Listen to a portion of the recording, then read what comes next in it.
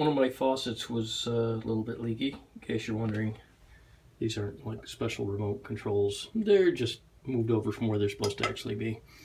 The seals in these, every once in a while, they stay, well, not every once in a while. It's been a long time since I've touched this one here. This unit is a Delta.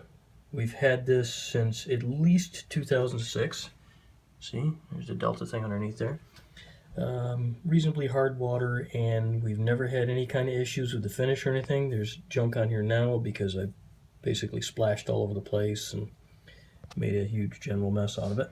But what ends up happening with the hard water we've got, these plates get kind of crapped up, and then the seals that drop down in the bottom of this, they just harden up and they go to seed. So eventually, well, not eventually, I'll end up replacing this O-ring as well, which is supposed to actually be up here. So these come in the form of a cartridge sometimes, or sometimes you can get just that, the spring and the O-ring. So I'll see. If I contact Delta directly, I'm pretty sure they'll mail me the ring and the new seal and the spring for free, because there is a lifetime warranty on this.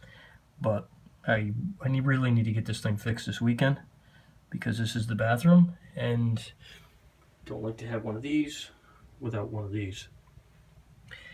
I've shut the sink off underneath, and the stuff that you see in there now is CLR. I always use that because with the hard water we've got, well, it's kind of got minerals. If you look very carefully in there, you can see like a greenish tinge in there, and it gets a little crispy after it dries up. And I'll use the CLR in there. That'll clean that out really nice, so we'll have a decent mating surface again. And this will probably be good for another 10 years or so before we have any kind of issues. We don't use any pre-filtration. I don't have any water softeners or anything like that in our system. So I could probably eliminate doing this every 10 years or so by doing that. But the amount of money that I'd spend in having a water softener installed and maintained and have to deal with that maintenance, it's just not worth the effort. If worse came to worse, I could always just replace the fixture. But considering this stuff here is probably going to cost me a grand total of maybe $6, I'm not super worried about it. Okay, now I got to figure out how to turn my camera off after I've touched this stuff, which has CLR on it. I guess I'll use this finger.